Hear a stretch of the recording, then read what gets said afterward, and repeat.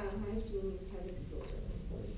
So welcome. Thank you so much for being here, despite the news that there is no electricity elsewhere in the city. So we are perfect. We are protected by the air conditioning, and and we can have our presentation. So I'm very happy with that. As you may know, there is a huge exhibition of the Red Cross archives, Red Cross and Red Crescent archives at l'Archevêché. We are very proud to also welcome Cecilia Suarez, Cecilia Suarez, who is in charge of the communication of the Museum of the Red Cross. And so the discussion with Marc Lenot, who will introduce us to the work of Ariella Aïsha Azoulay, is going to be extremely interesting. We just ask you to focus on the photography questions. We are not here to really discuss the other. We all have opinions and so on. So we really want to explore questions on how to show photography and why on a scientific point of view and not an ideological point of view. Of course, ideology enters into the question, but everybody according to its own beliefs and thoughts. I would love you to keep it extremely as a warm exchange between us, and but also we all work in the photography field. I personally believe that photography induces the perception and even creates somehow reality, so it's a very big responsibility. We all ask ourselves questions on this responsibility, and we all find different solutions. So here we are going to propose two options, and I think, did I say everything? Do you want me to say something more? What? Oh yeah, I'm Anna Karin Quinto. I developed a program which is called Le Boudoir 2.0, which is a safe space for critical thinking, and based on inclusivity and on respect of each other. So I'm very strict on these two conditions. And it's okay? No, maybe explain that we also have a few books here. Yes. Also, this year we made a boudoir on 4 days of different presentations. The one with Marc is one, and there are others. We do it in collaboration with Chiara Capodici of Leporello, who is one of the best photo book libraries in Rome. And so she has a selection of books that you can, some of them you can buy. Other ones I have to thank the library of ENSP, who provided us with all our catalog about Ariella Azoulay. And so the books are, you can have a look on them, they are on the table, and some are also to be bought after that. Voilà. Okay, let's start. Well, thank you. This came about, I've known Ariella for a long time, and we can talk a bit about who she is. But this came with a discussion with Anna Karin a few months ago at the Red Cross exhibition, and she knew that work, and we tried to have Ariella here, but she's busy in Berlin. So we said, okay, maybe I can present her work and talk about it. So it's also my own opinion, but it's a lot based upon the work that she has done. This is a quotation from her. There is a book. The main book that she wrote about photography is this one, you can see it there, called The Civil Contract of Photography, which she wrote 7 or 8 years ago. And explaining that photography is an encounter. It's not just an image, but it's also an encounter between people. It's as it says here, it's a practice of human relation. It's an encounter between people, none of whom can dictate alone what should be recorded, what should be omitted, what should be hidden.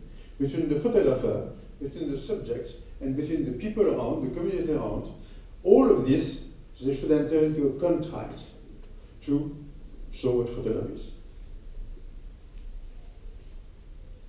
So as you know, as Anna Karin said, as you said, there's this exhibition on the Red Cross here, which you may have seen. There is a catalog, which basically my presentation, I saw the catalog before seeing the show. This is what it is.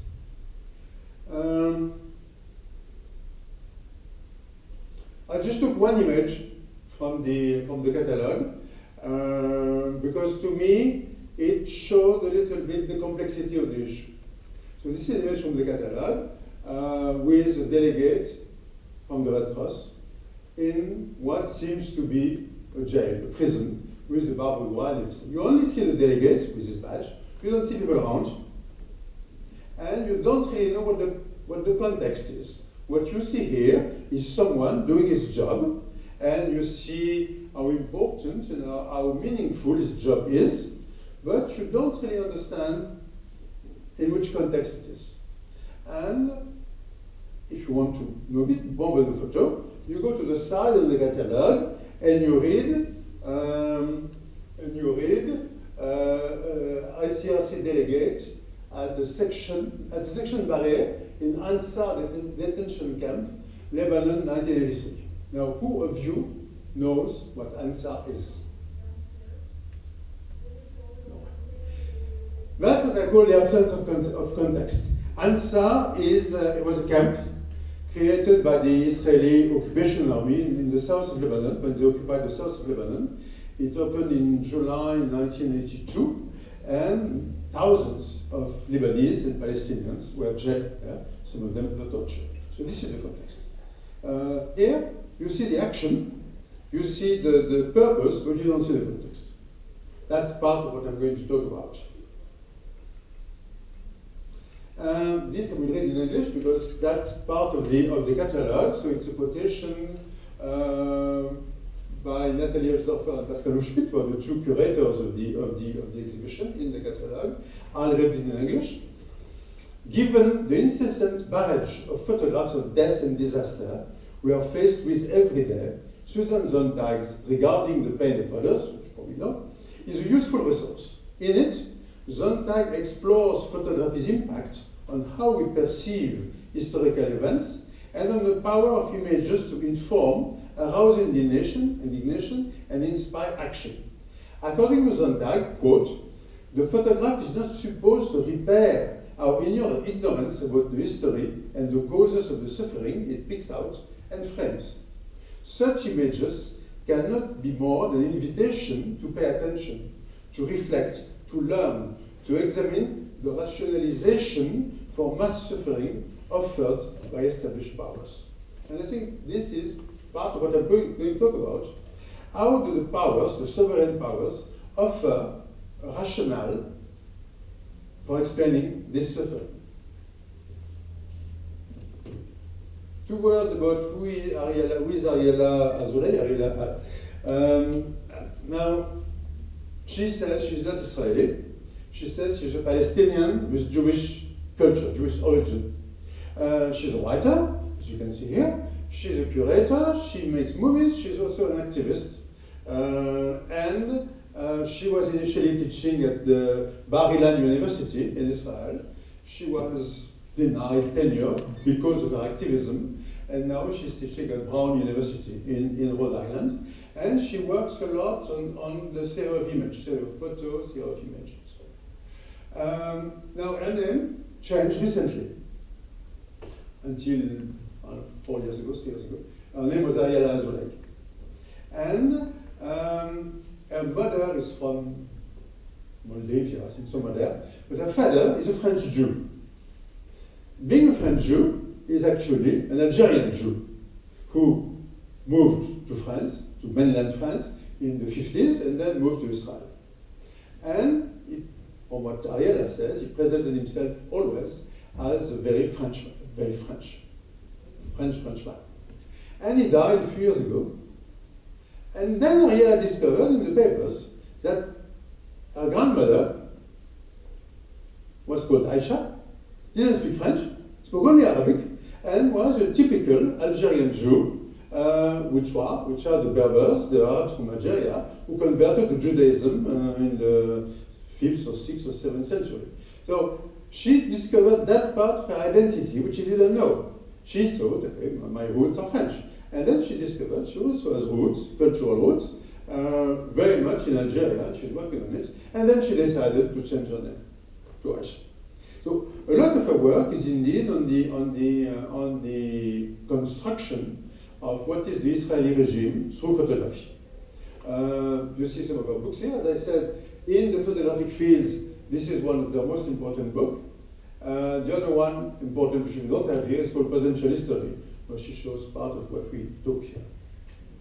When she showed, what I'm going to show you, in 2012, in Paris, at the Palais de Tokyo, at the entrance of the exhibition of those drawings you are going to see, was written, some of the words, some of the ideas expressed in this work may offend the public.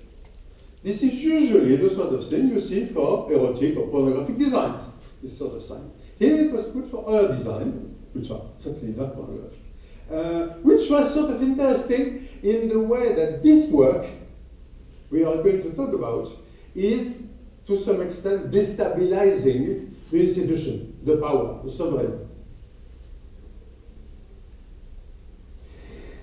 So this is about unshowable photographs, or she calls that as well different manners not to use the word deportation, 1948, 49. As you know, when the State of Israel was created in 1948, about 800,000 people, indigenous people, Palestinians, were expelled from the State of Israel and went to what is now West Bank, and Jordan, and Lebanon, and Gaza, and Egypt. 800,000 people were expelled.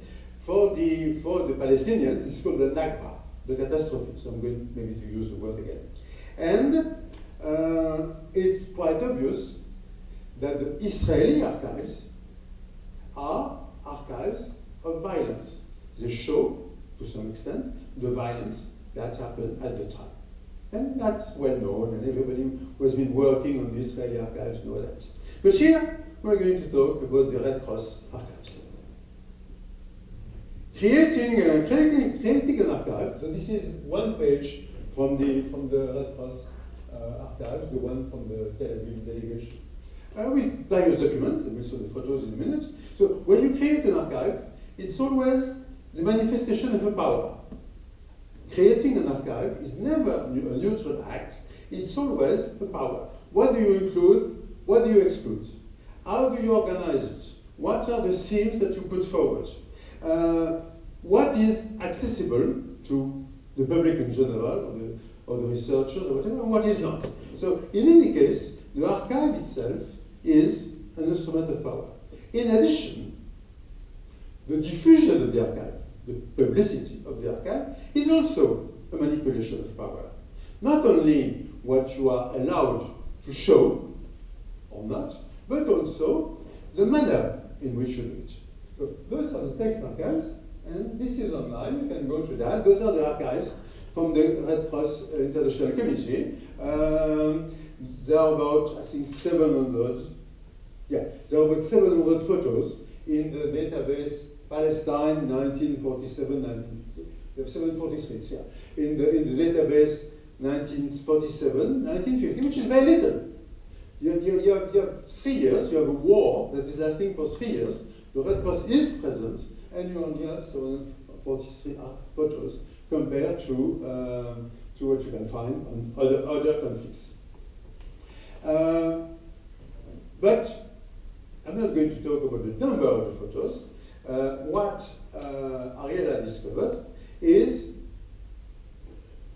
the difference, the dissonance, if you can say that in English, between the captions of these images and what she knows about the conflict, what she has seen as an historian, as an historiographer, from her knowledge of the situation, from the Israeli archives, and so on.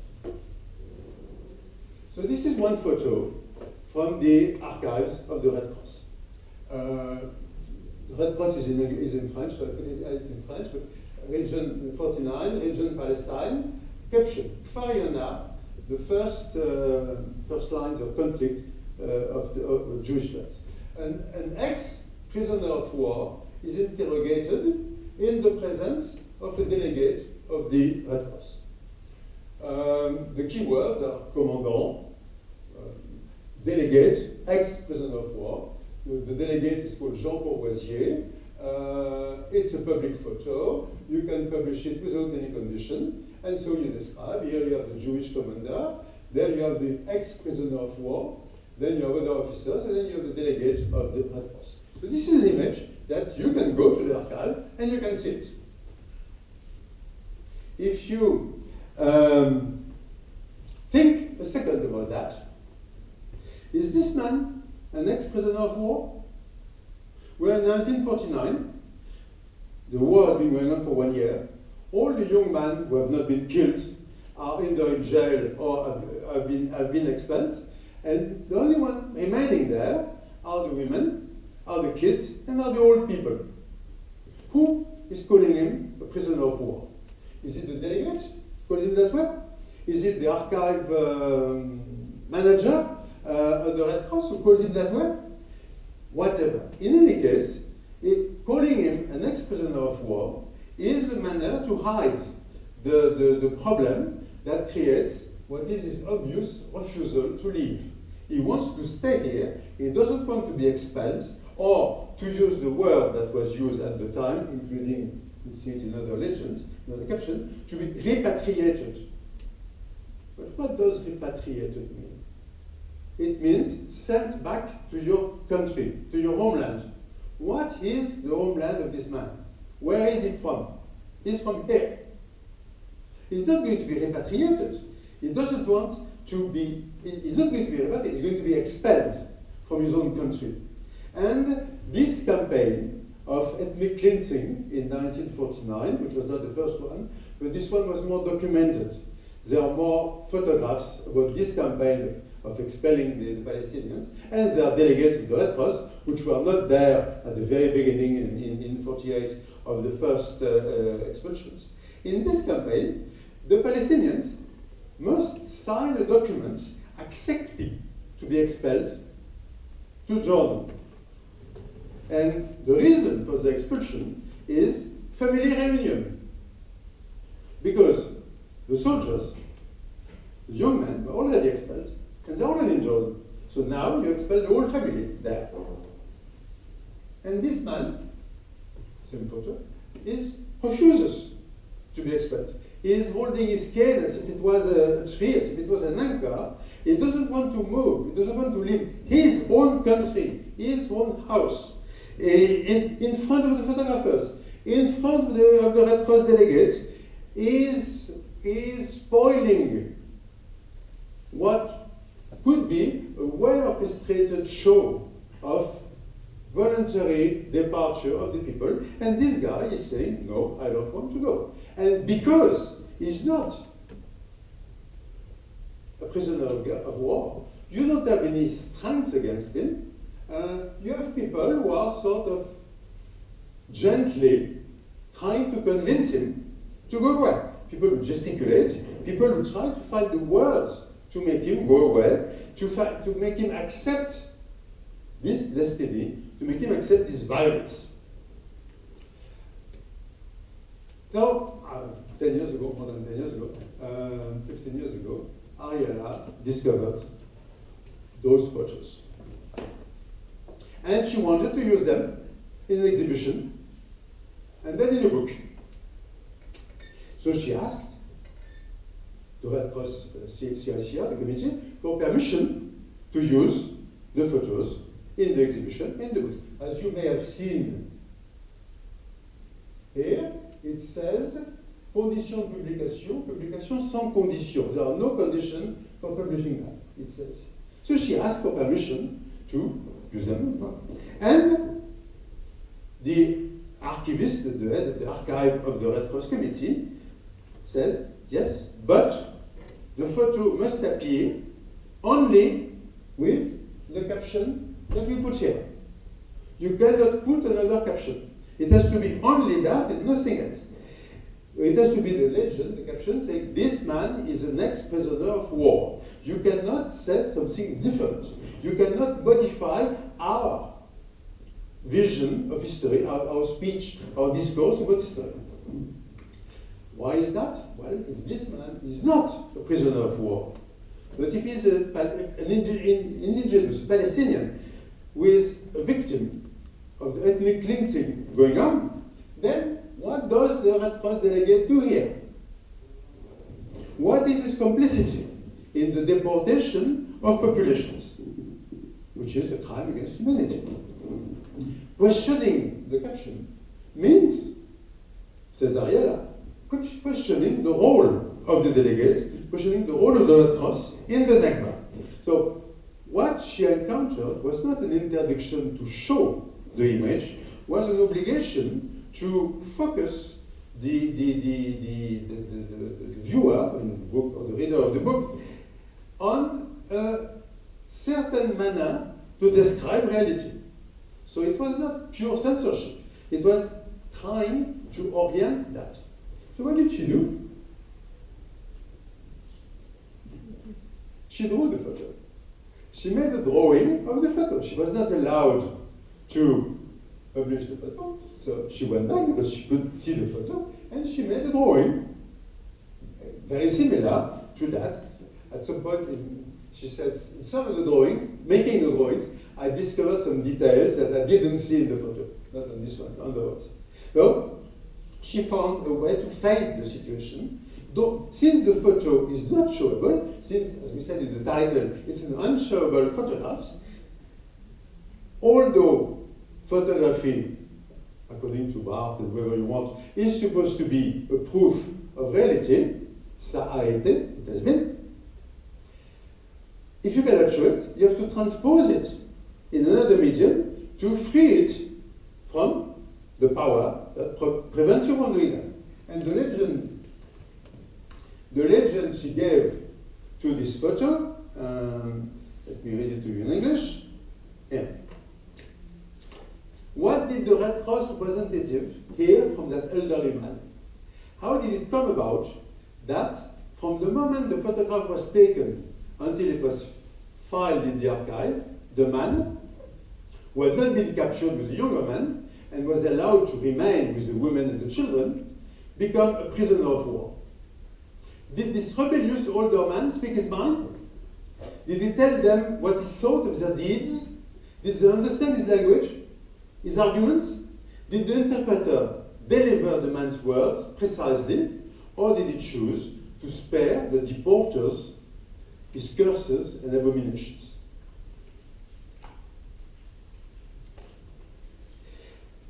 What is also extremely interesting about this image, especially if you know a little the situation, and Tammy maybe would say it's the same thing or not, it's extremely rare to have images of resistance. This was a well-planned tentative to expel the indigenous, to expel the Palestinians. It was very well organized, very well planified, and there are very, very few images showing any resistance to that.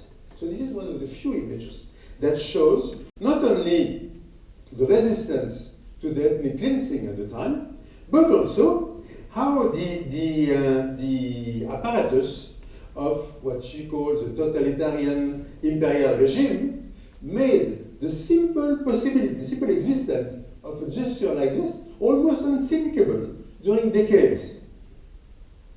And still unthinkable if you read the caption, ex-prisoner of war. Next image, I'll show you 4 images. Next image, so the caption is Tulkarem region. Tulkarem was very close to the border, to the green line between what was going to be Israel and what was going to be Cisjordania. Women and children who are part of a 1,100 group of people leaving the Jewish zone to go to the Arab zone under the les auspices, under the sponsorship, under the aegis of the Red Cross. 18 June 1948, anonymous photos. The keywords are liberation and repatriation, persons transfers, kids, transfer of person, women. And it's also an image which can be publication sans condition. At that time, on June 18, 1948, the men who can be soldiers have been either arrested or expelled, or killed. And those women come from Tantura. Tantura is a coastal city. And in Tantura, on May 23rd, 1948, 200 Palestinian soldiers were killed. And actually, they're still in the grave. They are buried under the parking space of the beach. But that's something else. And the others are in prisoner camps. And 2,000 women from Tantura will be expelled voluntarily. 800 of them refuse to go. Despite all the threats, they refuse to go. They are probably, some of them, the sisters, the wives, the daughters of the men who have been killed. And those women have gone from Tantura to Fureidis, which is more to the north. Then they must go to Tulkarem, which is the other side of the border. And this is in Kfar Yona, which is just before the demarcation line. There are many photos of that, from the Israeli archive especially, showing the voluntary departure of these women under, as it says here, under the sponsorship of the Red Cross, who is furnishing the buses, which we'll see on the next photo, to transport them. Now, it's called repatriation. Liberation of what, I don't know, but rapatriement, repatriation. Repatriation is typically a word from the lingua of the Second World War. There have been, a lot of people have been repatriated at the end of the war, especially. It's not a neutral word. It's a word that demonstrates the sovereign power of the state.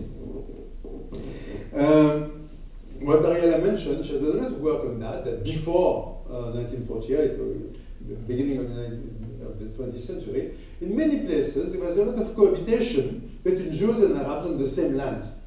Not Jews coming from Europe, but local Jews and Arabs were cohabitating, were doing things together, and that this decision, this partition, is making that impossible and is splitting them.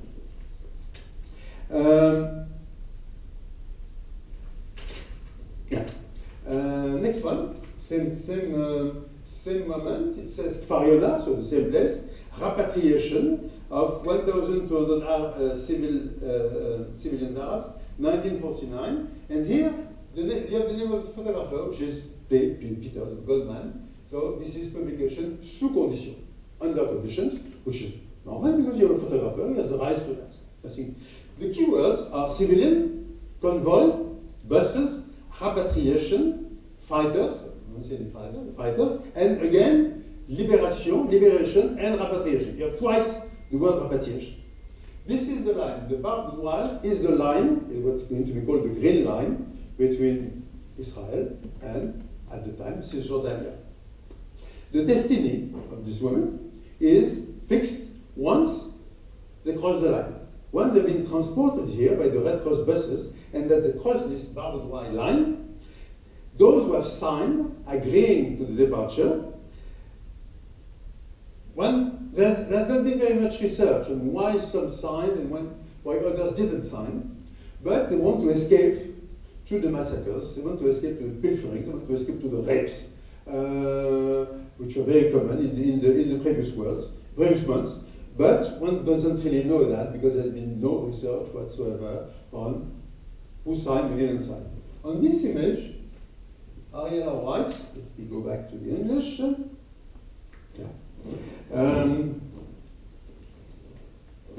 how did the term rapatriement find its place in the description of the situation? In what homeland exactly are the Palestinian women repatriated as they are being driven across the borders of the new state that has just been founded? Could the Mukhtar is the Arabic word to explain the chief of the village, is the man on the side here. Could the Mukhtar of the Fureidis village, standing in the foreground left, who was forced to participate in this deportation, could he begin to imagine that from that day onward, the Palestinians remaining and the Palestinians deported would be shaped as two separate political groups with different identities and characteristics? At the Red Cross or other organizations,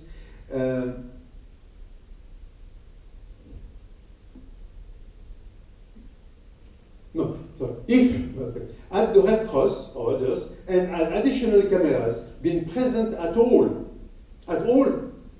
again, had the Red Cross and cameras been present at all deportation operations before, would we then also see at least half the population refusing to be deported? We only see those who accepted. Is this the reason for which cameras and the aid organization were distanced from the mass deportation scenes of the hundreds of thousands of human beings of whom we have no photographs at all?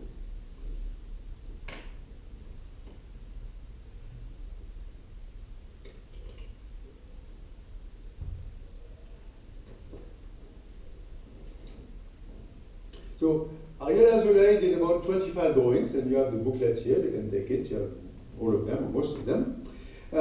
Same thing, the photos that she took, and she redrew, and she puts a legend, which you have here. Yeah, so in the booklet, you have her text and the Red Cross text. And in her text, she asked quite a few questions. To which extent the implication of the Red Cross and the other international organizations contributed to the repatriation of this population? Why no photographer, no Red Cross delegate, no archivist ever used the word deportation, used the word repatriation? Why? Is the Red Cross photographer conscious of the difference between the very calm, very tranquil evacuation that he is photographing and the horrors that he probably has heard about, but that he could not photograph? The refugees who have been killed, thrown away from their house, raped. Next, last photo. So those, it's in El Kuhaib, and those are two delegates from the Red Cross who go along, who accompany the departure, the departure of civilian Arabs. Keywords: convoy, transfer of people, displacing population, delegate, and car. And this one also is publication sous condition. It's anonymous, but for some reason you have to ask for permission to it. And looking at that photo, and that legend, this is what Ariella says. Who are the people being deported here? And from which village are they coming? No answer. Does the bus convoy stretch further beyond the limits of this friend? Were those carrying out the deportation asked to wear suits and ties? Or did their formal dress make it easier for them to cope with the horror in which they were taking part? What is their position compared to that?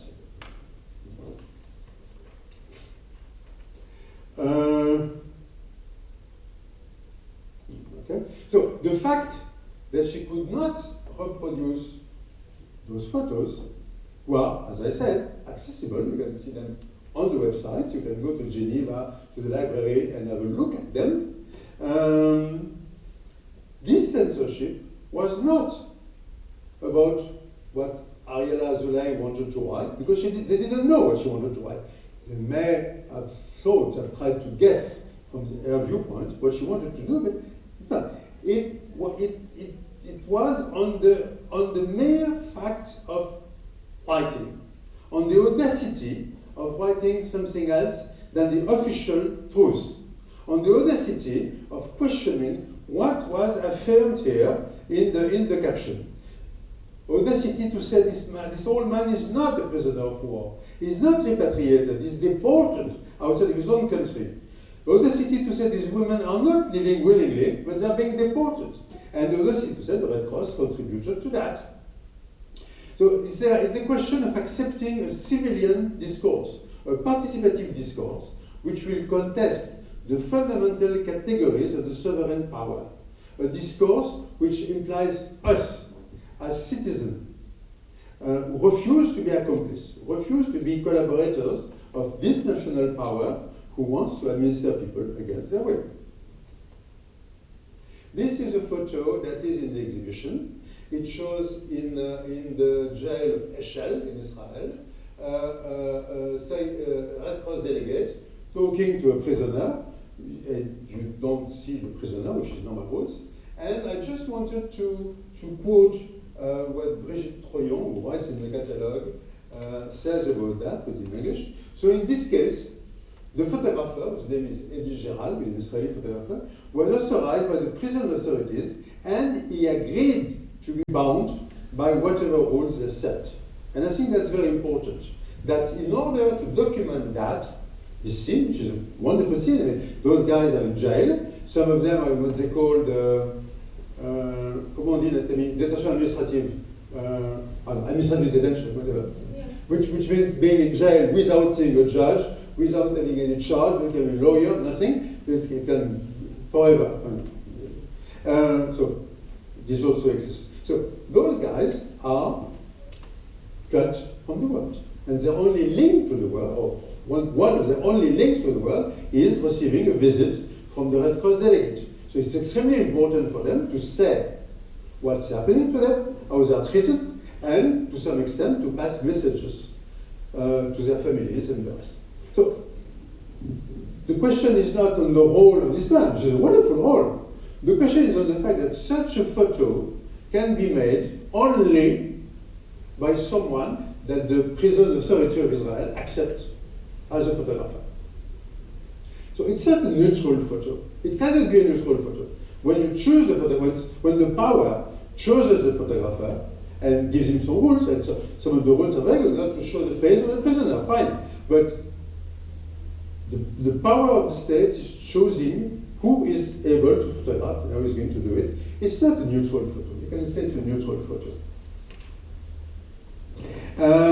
Neutrality is an illusion. The photographer, the image, the caption, the archivist, also the drawing by Ariella Azoulay are not neutral. In any image, you have to understand what is subjective, and you have to decrypt the discourse there. But there must be a discourse. There must be something to say about it. And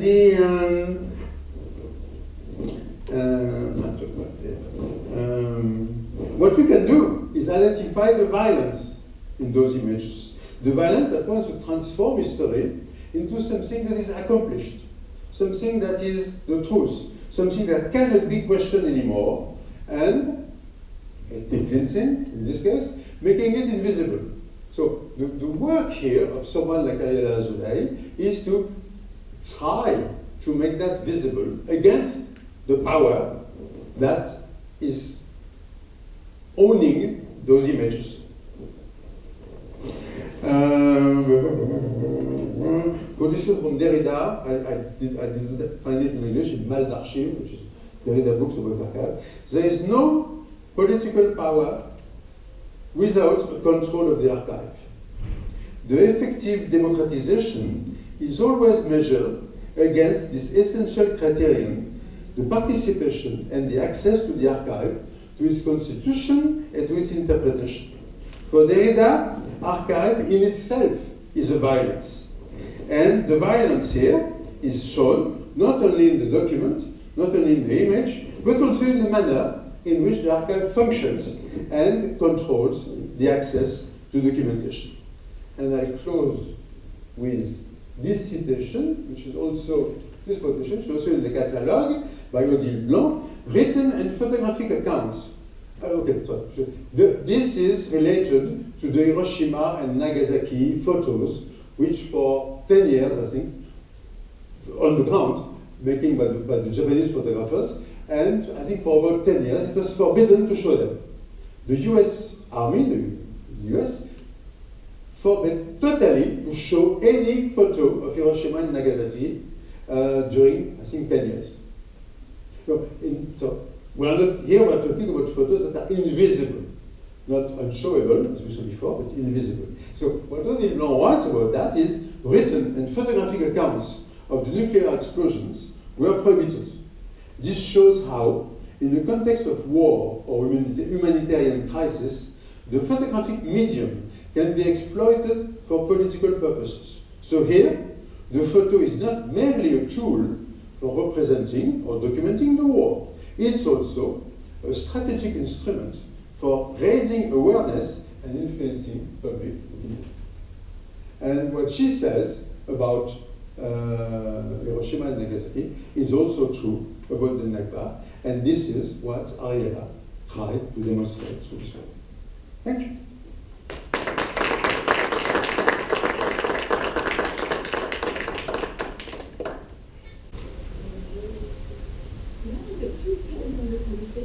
Or you can take the mic. You want to know if people have questions, or you can. I just love the presentation. No, maybe explain who you are, maybe. Okay, yeah, I sit here. So yeah, I'm Cecilia, and so I'm in charge of the communication at the International Red Cross and Red Crescent Museum. So we are not part of the ICRC. I need to specify that we're a foundation, and we're not a communication tool for the ICRC. So when it comes to the ICRC's implications at the political level, or I'm not in the position to answer those questions. It's not my role. But what I found really interesting is the links that you made between the Ariella Azoulay's it's off. So yeah, I really like the link that you made with Ariella Azoulay's questioning of like, it's not enough to provide a caption that first is oriented and then it's not giving a context. Mm-hmm. And in the exhibition that you can see at the Palais de l'Archevêché, there are questions on the wall that ask like, how can we actually, like, is there a right way to represent suffering? And we don't provide an answer to that, but questioning that leads towards like imagining what could be. And well, I could give you maybe an insight about the exhibition. So the exhibition was created by Nathalie Argerfer and Pascal Schmidt, and it was like 2 years of research in the collections of the museum, of the ICRC, and of the Federation of the National Red Cross Societies. There are like 192 in the world. So it was a huge research, and the aim was to identify a visual grammar of humanitarian images. And what they discovered, looking at almost like 1 million images and then selecting 600 of them, is that it's not photojournalism. The aim of the photographs that were taken was really to showcase the humanitarian work, the humanitarian tools, the technology, like everything that was surrounding that, but that was not focusing on the political context. It was not a denunciation. And so that was not the statement, but that is what they realized when they looked at so many images. Mm-hmm. And so in the exhibition, indeed, the captions are the ones that you can find in the online. Maybe I've noted here some of the questions that are on the wall. Yeah. In French, but I'll translate quickly. Why do these images concern us? Concern me? My perception of today, is it different from the perception people had at the time? These images, do they say everything about the people they show? And then I like this one. The image is always a companion to a discourse, and it always is hiding, hors champ, the things on the side. Those are some of the things that are on the wall in the exhibition. So all of this question of what is there a neutrality of the images? Can you do it without taking into account what is the concept, what is the context, and only look at the neutral action? I don't know. Oh, well, yeah, so I think the creation was made by photography historians and not by people that were specialized in, history of conflicts for the last 160 years. So the aim was really to focus on the production of images, but especially their aim. So really the idea of like, okay, who is on the pictures? You never see like landscapes. It's always like people, and then it's like the various stakeholders. So it's like who is providing the help, and then who receives it, victims, And then there's also the third stakeholder who's the photographer. And when we saw those images, indeed, it was like, okay, well, when you represent delegates or humanitarian workers, there's a lot this image of the heroic white man. The women humanitarians are represented, you know, as the nurse, the caring mother, and then there are the victims who often also are like a whole group of people that you can't identify. So we saw what was coming from this imagery of humanitarian aid, and yeah, we knew that it was not telling much, or it was telling about the production, about the aim. The aim at the end is to convince about the fact that the ICRC is useful, to get fundings, and to have also volunteers. So the aim was really to mobilize people in a way or in another, and for that sake, there is representation of suffering, and there is representation of children. So there's an example. In 1921, there was the great famine, hunger in Russia. And photographers then could photograph children without any problem. So there are like terrible photographs of children that are starving, and you see the suffering of them. And it was like 100 years ago. And in the meantime, there were more rights that were put in place to protect children. And now we could never imagine to produce that image or to showcase it, to say like, hey, you need to give money or help us. And we see really that evolution in history that proves that our gaze has changed, and our practices of photography have changed. Things also to those. So when we see the ICRC delegates in a prison, actually it's the droit humanitaire international, so international humanitarian law that forbids to have images of prisoners to protect them. So beyond the construct of the rules that were put in place by the prison, there's also other layers of things that construct the image that we see.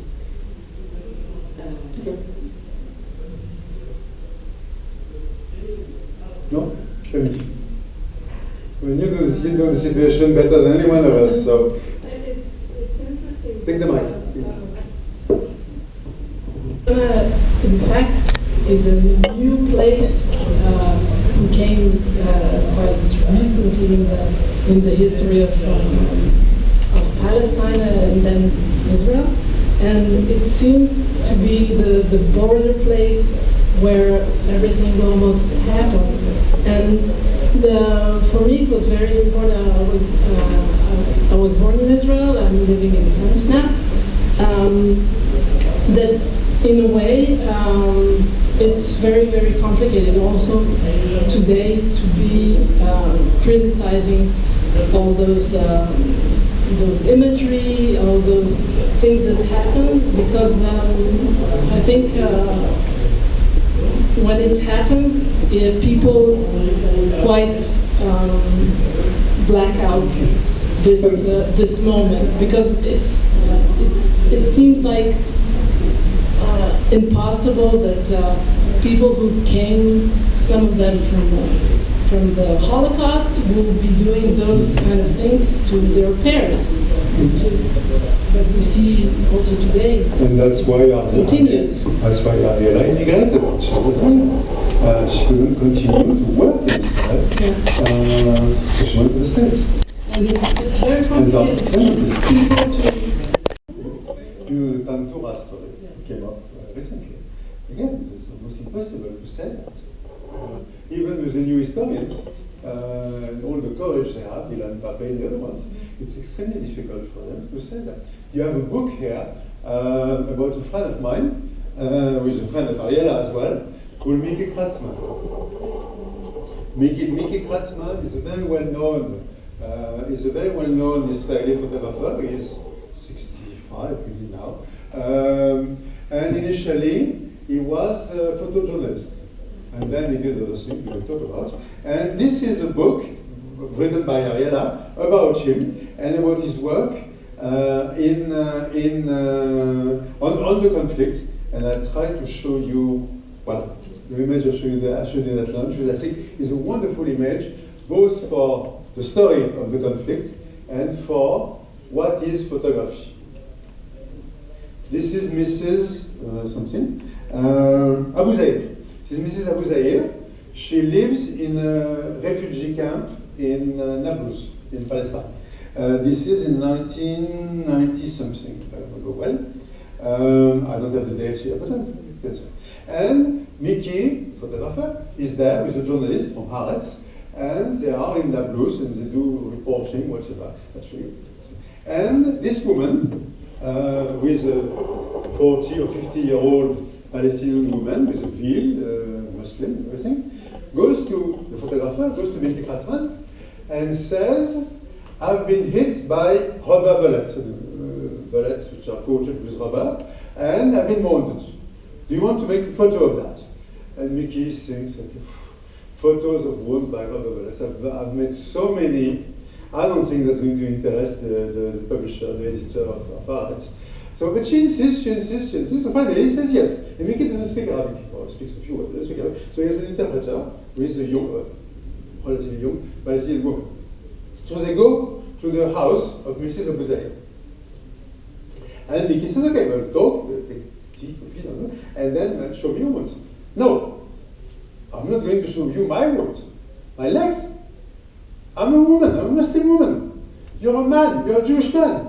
I'm not going to show you my legs. I don't want you to show my legs. Because I don't understand. You want me to photograph your legs? She says, yes. Yes, I want to photograph my legs in your newspaper. But I don't want you to show to see my legs.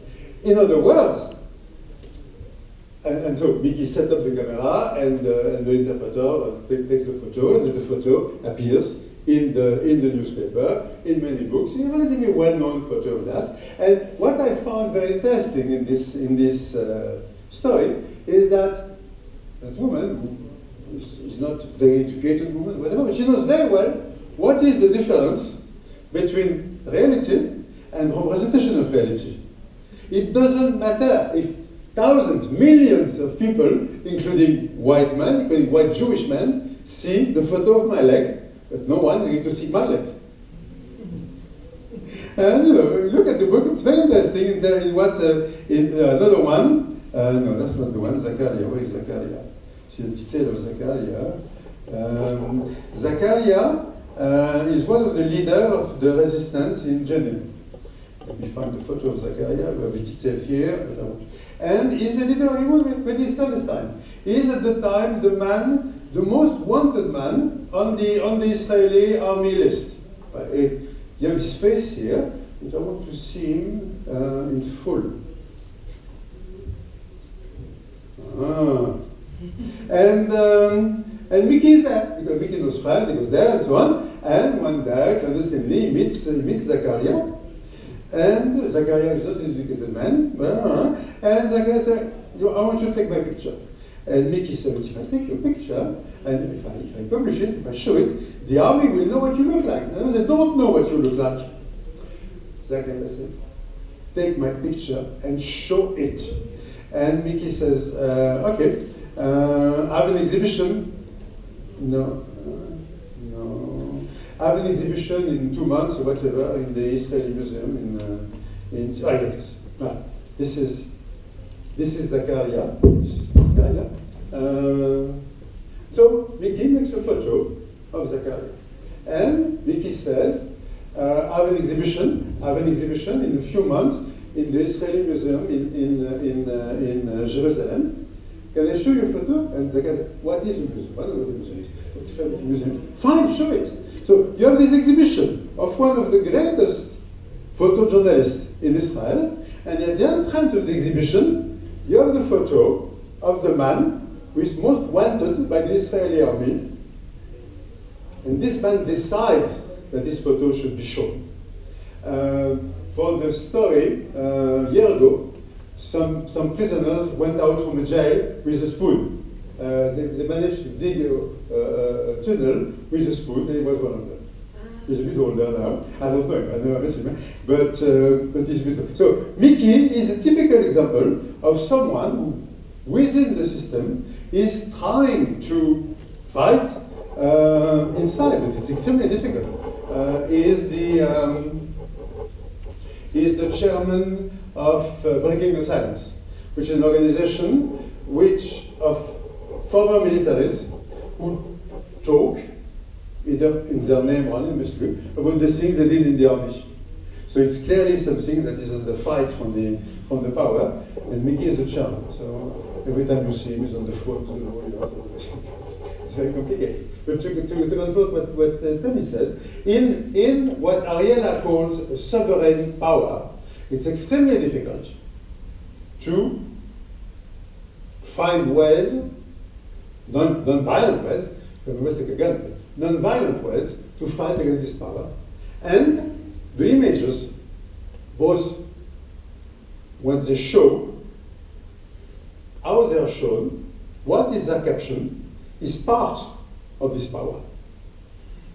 And what I found extremely interesting in what Ariella did is the how do you say la feinte? Feinte, no.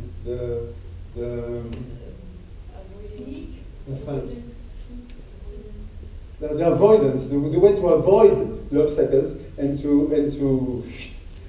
get there. And that's one of the things I found very interesting there. And when one does that, then you have a sign like the one in the Palais de Tokyo, say, these images can shock the public. To be very frank, the sign lasted 2 days, because I complained. And at the time I was at the board of the Palais de Tokyo, so I complained, what the fuck is that? And 2 days later, they took it, and initially, someone, I don't know, I think I know, but thought important to put that in front, which is incredible. Talking about the fact of how to handle from inside this kind of questions, I do have a question for you, Cecilia. You are working for the museum, and you said that it is independent from the CICR. So I suppose that as the curators also, it was not easy to handle these archives that are so restricted with these captions and so on. And to go back to the idea of neutrality, I perfectly understand that CICR wants to be neutral. But, for example, using, they could say people leaving the country, they could say a lot of things in a neutral way, but using words like repatriation instead of deportation, which both are not neutral, it's a little bit different. So did you, as a team, building the exhibition, choosing these 600 images, what were the debates inside face into the restrictions you were facing? Because at the end you were facing restrictions too. Well, thank you for the question. I think, well, time allows to discover things, and I think it was also a conversation with the ICIC, with the Federation, but at the same time it was interesting because the Federation and the ICIC, well, not the ICIC, but also were rediscovering the archives. So I think in the rediscovery of those elements, you rediscover the codes. And I remember when I went to the ICIC archives, I asked, but shouldn't we actually make those captions evolve? I remember having asked that question. And they were like, well, they were written at that time at a historical level that wouldn't, like, we can't allow ourselves that. Or I don't think they answered that way, but I asked that question, and that was not possible to change that. But on the other hand, when we spoke with the representatives of the Federation of the International Red Cross and Red Crescent Societies, they were like, okay, we have tons of images that we gather, but we have criteria that are criteria. What if you suggest us other criteria to make sure that our archive, the archive that we build, evolves, is better, is ethically good or improving? So I think In regards to the captions, I don't have much to say because I can't speak on the behalf of the ICOC, but I feel that there is a proper questioning about the possible weaknesses or like dark spots in archives, and it's interesting as an institution who is independent from them to be asked to, be helpful with an expertise that is more like visual than them. So I think there are ways to collaborate and as an institution to participate to making that evolve. And at the museum we also try to have like various captions, so to have a more polysemic way to showcase things or to speak about topics. So yeah, As they control the captions, how do you handle this? Because they have had control also on your own work, I suppose, because you were using their archives. No, so there's not an influence. So the work was done by Nathalie Erjaffer and Pascal Schmidt, and there was not a centering of the ICOC or the Federation. They really chose images before looking at quotes or at texts. I think it was really the aim to analyze the imagery that was produced. So it was rather the entry point was the image, was not the context or the historical moment. Because again, like if you open too many doors, then first you can't figure out how to do a selection, but second, you're not specialist. So it was not their standpoint to, reframe the quotes or to approach in a chronological way or geographical way, like imagery of humanitarian action, depending on that. So that was the entry point. I don't want to be too polemical, but the captions about the CICR visit to Theresienstadt were changed. Theresienstadt, the city that Hitler gave to the Jews. No, not Theresienstadt? No, but the captions were changed in this case.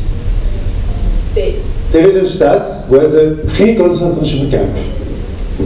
There was a Red Cross visit in 1944, which lasted 3 hours, with a few photos.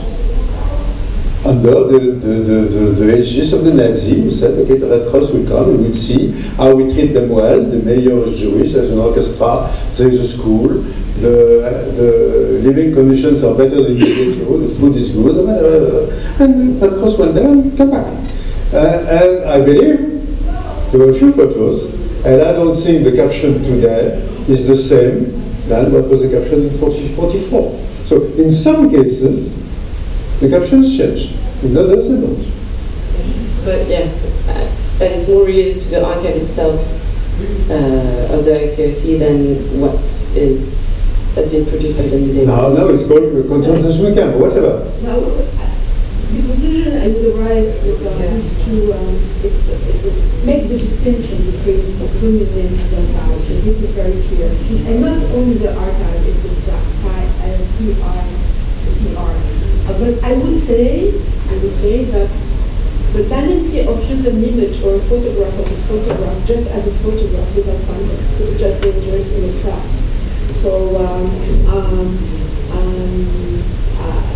I had the feeling I would have been personally extremely uncomfortable in managing an archive that I could not put into perspective somehow and just working on the images. You see, and I think it's a general problem. We are among photographers here.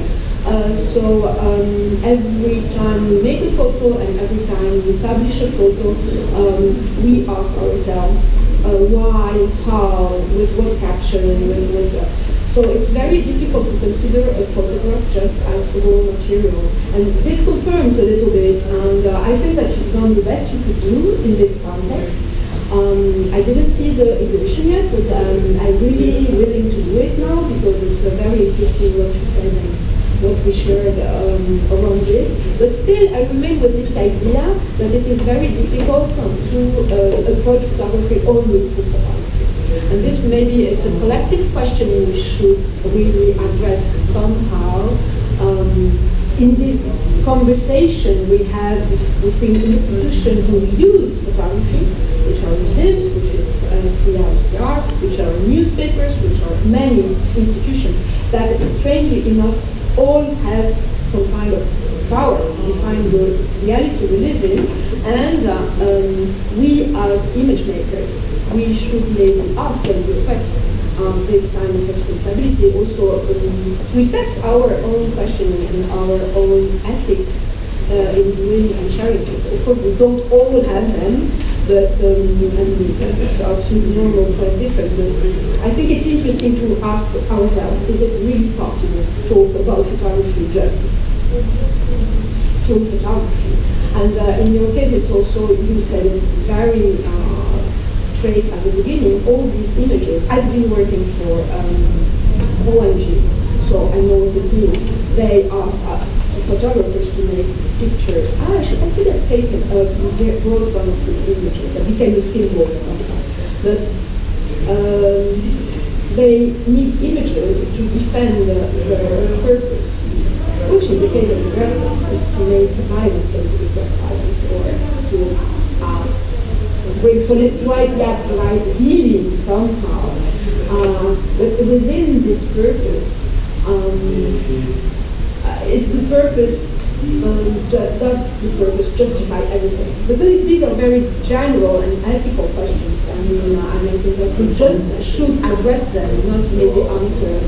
On the role of the photographer, I think the photographers now have, the war photographers especially, have more and more power. 10 years ago, 20 years ago,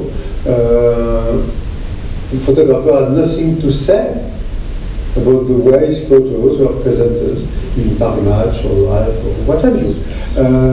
And today, usually, the relationship in terms of power is a little bit more on the side of the war photographer, who is going to say, this is the legend I want, or would like to have for my photo, which was sort of impossible, or not impossible, very rare, 20, 30, 40 years ago. So there is a little bit more respect today for the context in the way that the photographer expresses it. At the same time, a photographer is not neutral either. I mean, so I think that photography should be a collective process into the discussion. A civil contract. Yeah. A civil contract of photography. Exactly. But that's why I'm so interested in Azoulay's work. There's the propose of this. There's the question of the setting, because the exhibition was first showcased in Geneva. And so it's not a photography setting like ours. So people go to the museum to learn about humanitarian action, about the issues, the challenges, the current news about that. And for us, it was rather thinking about an entry point into humanitarian work through photography. So it's not photography, but there's still the humanitarian work that is at stake, and that is the major element for us as a museum.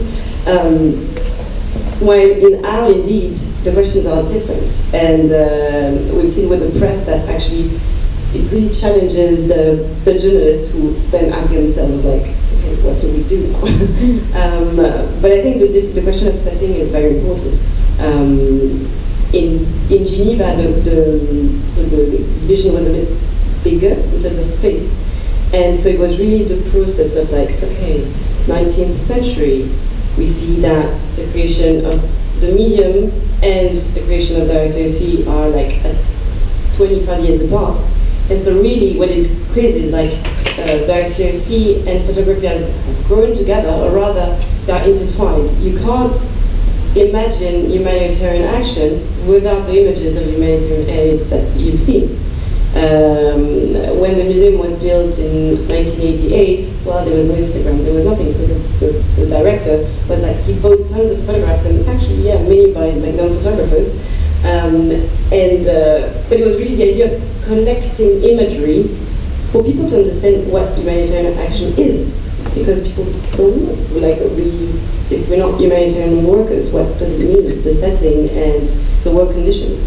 And so I think, yeah, the images at that time were really needed to, make that situation more visible, but more clear and more understandable. And now it's rather, okay, we're surrounded by too many images, what do we do with it? And how do we read them? So now when I see ICRC or Swiss Red Cross flyer in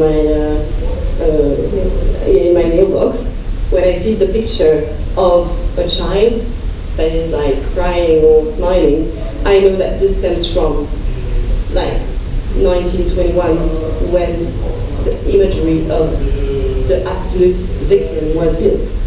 So that is the aim we try to achieve. But I'm very glad that you, that you that you made the link.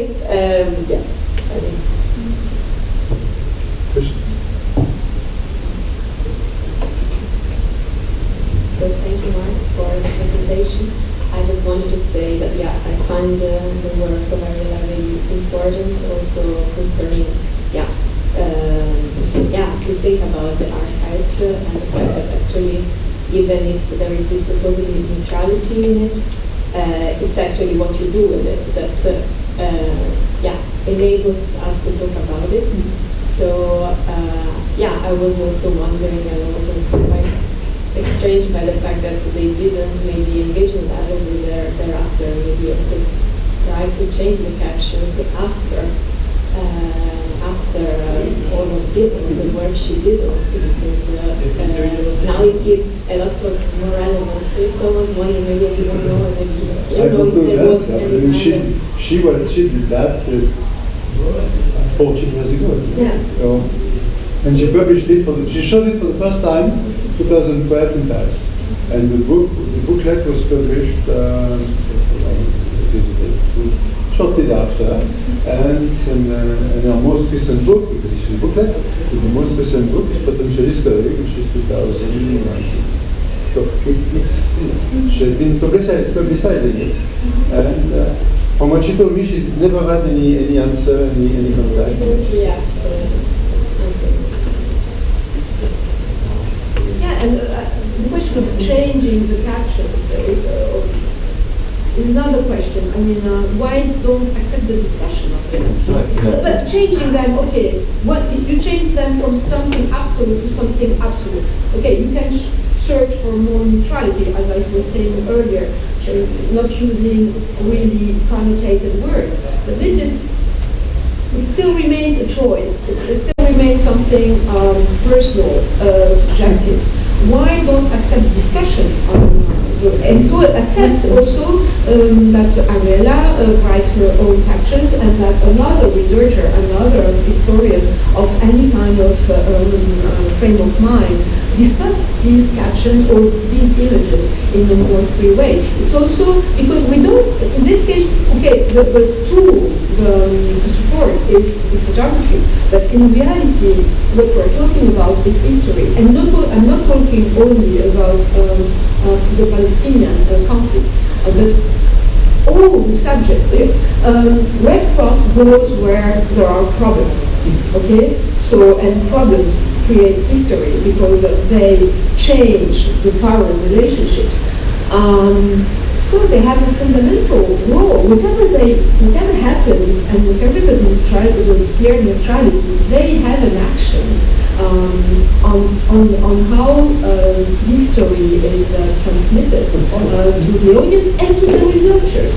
This is because, okay, to the large audience, I can imagine, but to a researcher, to someone which is the job to question, to research other evidences, it's only one part of the evidence. It's not the whole evidence. Of course, you can't state that image is that if you don't have the proof through other ways. In most of these images, there are testimonies, and there are private images or the keys, for example, that are rolled from one city to the other, and there is the testimony of the people. The military archives of Israel are now free, not totally free, but she has better access now than she had 20 years ago with some of the military archives. So she finds things that are much more clear. I mean, massacre. The caption, I forgot which, but she says, one of the villages, she said, in the military archives, the caption is massacre of Ariella, whatever it is. And the easiest way would be to include her book in the archive now, as a comment to the archive, so to see more like a living archive, that goes and goes. You can say that's the same with the captions.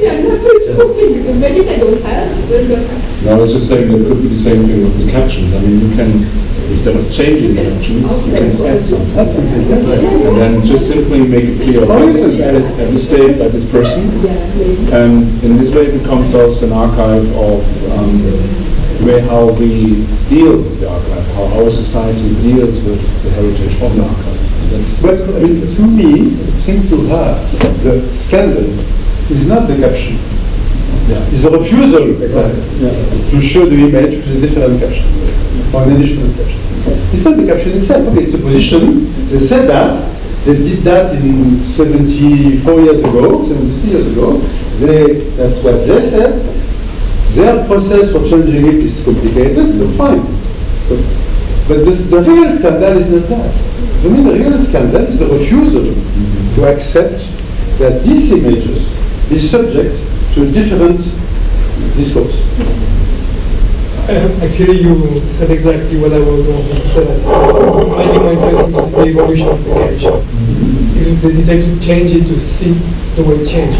But I think for an institution to accept to change the caption is to accept that it was a problem at the beginning. That might be the most problematic for them, for the image. We did something in a way that was okay at the period, but with... I mean, I don't know, I was 6 months old. So I don't know. But I suppose that my parents, your parents, your grandparents, or whatever, in 1948, were all Palestinian. The vision of the world that we had in the Occident after the Shoah was, those guys are right. They deserve a country and they can expel the guys. I suppose so. I suppose so. I never talked with my parents about that, but I talked with people of their generation, and I suppose that more or less until 1967, people thought Israelis are like us, they're Europeans, they suffered a lot during the war, so okay, there are a few problems, but that's fine. And it's only after 67 that gradually people in Europe started to see things different. I know for me, I was 19 years old in 67, and there was Sartre, L'État moderne, which was the review by Sartre, Mosman, and in June of 67, they published Le Conflit Israélo-Arabe. And I was 19 years old, I was not very political, I'm not Jewish, I'm not Arab. And I read that, I said, but that's something different than what I read in Paris Match. And I think in my generation, it's only at that moment that we started to see things differently. So in 1948, those captions were perfectly normal. In 1948, nobody in Europe, in the States, would question those captions. They were right. That's what you said at the beginning. The point of view change with time is the... With knowledge also. Knowledge, time, compassion, and so on. Everything changed. But I think at the time it was not shocking to anyone outside the Arab world. It was a way to get away with the heat, to be honest. There was one Magnum photographer, I don't remember his name, who was on the Palestinian side during this war. Robert Capa on the Israel side, and Capa's image were very much glorifying Israel and so on. And there was one of the big Magnum photographers was on the Arab side, and he could not publish his photos. Nobody wanted to publish his photos, and they were not published for 20 years. That was what life was. And unfortunately, we can follow the conversation outside without mic. So, do you want to say something?